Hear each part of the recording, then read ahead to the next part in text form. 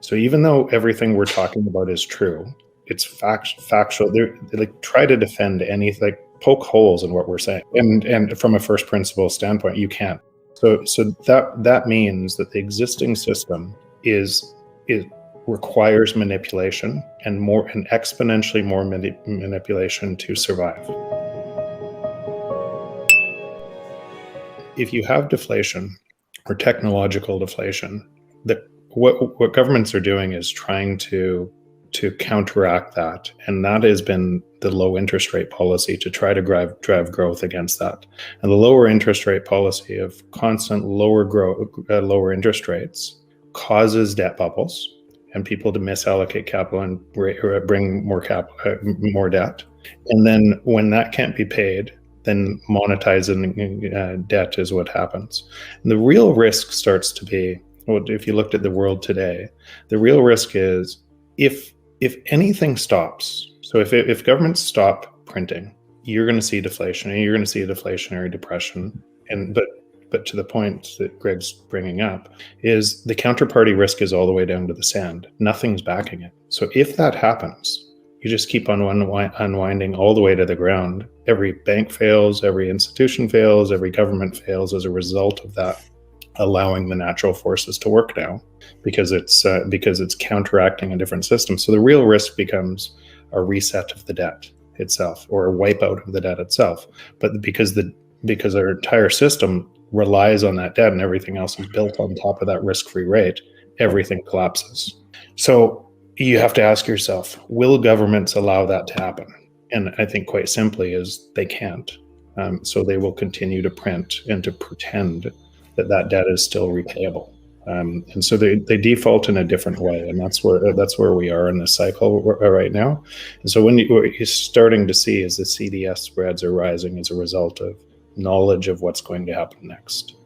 So I think a lot of people in specifically in Bitcoin are understanding that it's the best risk-free trade in the world right now, and the more and more people are starting to understand that, and that's actually why a wall of money is coming to Bitcoin, and more people are starting to get that. Not just individuals, but now companies and eventually sovereigns themselves as well. Is that's what's happening. But how wide is that knowledge today? I would say really narrow.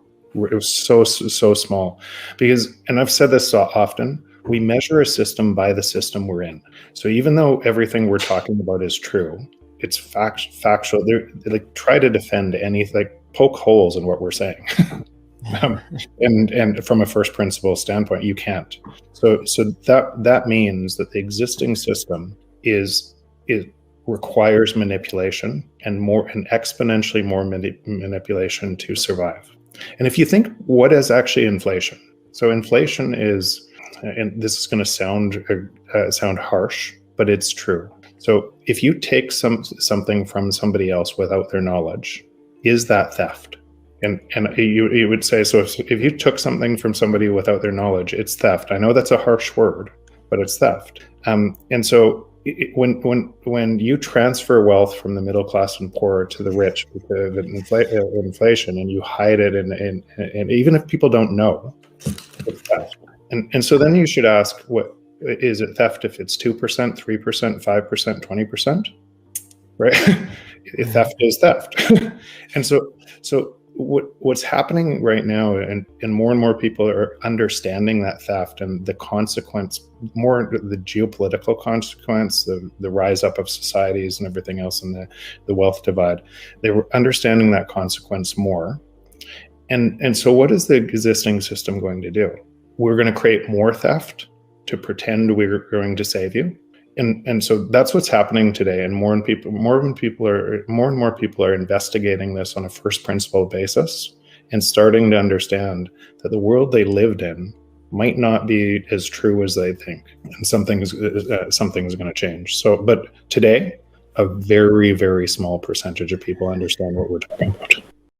Before we continue, help us clicking that YouTube like button and subscribe now to our channel. This shows the algorithm that you valued this information, and it helps us spread that message. Sharing is caring. And now, let's continue. And can I jump in? It's even in the credit markets, okay? Even in the credit markets, there are bond guys that come back at me. Well, have fun. I'm sure you made a lot of money shorting those Canada bonds. And meaning the price of the Canada bonds went in my face if I was shorting the bonds. And I wouldn't short the bonds. The bonds trade down because they're manipulated down. You need to own protection. You need to own an insurance contract that is not manipulated by a central bank, that can be reflected in open market forces.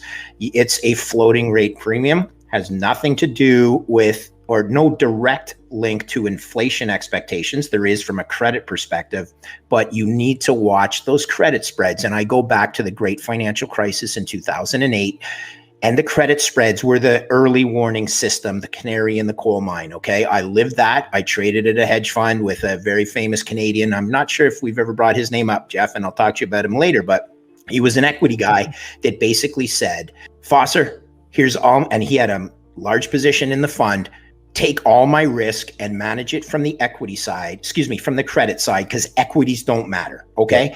Equities are the tail of the dog, and the dog is credit. And when the credit market is not happy, equities get destroyed. Very simply, why? Because credit guys can hedge a subordinate claim. If you have sold protection on a given name, you can run to the equity market and do option strategies or outright short that stock because you've sold a default insurance to some other person that needed the insurance. And therefore you run out, and in the subordinate claim in the capital structure, you, for example, could have shorted Lehman Brothers, and Lehman Brothers equity starts spiraling down, and then the crisis in confidence. So, not jumping on top of you, Jeff, but the truth is, yes, it's a minuscule portion of people, even in the credit markets, that understand credit default swaps. It's a brilliant invention by two young ladies out of JP Morgan in New York, obviously New York, and they developed a market, and that market is very valuable, and it's often an early warning system. And even when it's even when there's a fire, there's still protection. It's like they're trading fire insurance during when your house is on fire, because maybe the house doesn't burn to the ground. And all of this is very key. It is such an important innovation in the markets that separates inflation from credit. And let's just build on that for a second, because even the CDS market, Greg, and I'd love your comments on here, because even that isn't understood well. Those spreads are essentially assuming the counterparty could pay, right? And Yes, what happens on those spreads, and so even the CDS market can't tell you the truth on how bad it is, because it requires the counterparty on the other side to pay that. And what you realize is going down the stack, it just kind of a wall of nobody can pay. You're 100% correct. Sorry, but imagine if somebody had purchased, let's say Greg Foss had purchased default protection on Lehman Brothers. Just saying, I did not do that, but let's just say I did. But imagine if I had purchased it from Bear Stearns. Totally. And imagine then I thought I was hedged, but Bear Stearns is going down, cascading downwards as well. All of a sudden, I'm concerned with my counterparty risk on Bear Stearns, because it's not direct Bear Stearns, it's an insurance premium I'm paying to Bear Stearns to hedge me against Lehman Brothers. Then all of a sudden I have to run out and say, my God, I got to insure the insurer. And then that again is Who's the next one? So that's the domino effect. That's why it happens. So you're 100% correct. The counterparty component is such an important component. Do you want to know one thing about crypto? I made over 3,000% in profit in a few weeks. Fact is, the traditional financial system, the traditional money system makes you poor, not rich. If you want to earn $500,000, $1 million, you have to wait until you're 50, 60, 70 in the traditional financial system, and you probably will still be broke. And you will be old. This is not a sexy combination, as you can imagine. But the question is, how can you start in crypto and make these profits? Where to invest? Where to start? My name is Gunnar and I'm from Germany, as you can hear, and things are a little bit different in Germany. More about that later on. Fact is, there are lots of different cryptocurrencies. It's a gigantic universe where beginners and professionals get easily lost. But there is light at the end of the tunnel. There are 7 key steps you need to follow to become successful in this market. You have to know them, and if you fail one of them, it's literally impossible to succeed in this market. Just an example, one of the key points is your exchange, and one of the biggest are, for example, Binance and Coinbase. These are trusted and well-established exchanges, but, and this is a big but, you won't find the super profitable coins on those exchanges. The unknown super profitable coins that get gigantic profits are not traded on those kind of exchanges. They are traded on much smaller insider platforms that are barely known. And I can tell you what those super secret exchanges are and why they are so profitable. And another super important thing are the right information sources. The point is, the internet is gigantic. There are hundreds and hundreds of YouTube channels, blogs, pages, and much more. And there are also market makers and influencers. For example, Elon Musk, he is not a crypto guy, but the moment he recommended Dogecoin, it went through the roof, to the moon, so to say. But why did he recommend it? Where did he hear it from? He didn't hear it from newspapers. And believe me, he is listening to someone. But you have to know who, and you have to react before he is reacting. This is really, really important. And these are only 2 of the 7 steps you have to follow in order to be successful in crypto. And if you want to know all of these steps in much more detail, and if you want to have a comprehensive checklist, here's what you should do. There is a link below this video. Click on this link and you will get the opportunity to subscribe to my channel. Click on the link and you will see a video where I explain the next steps. So see you soon. Click on the link now. I'll see you there.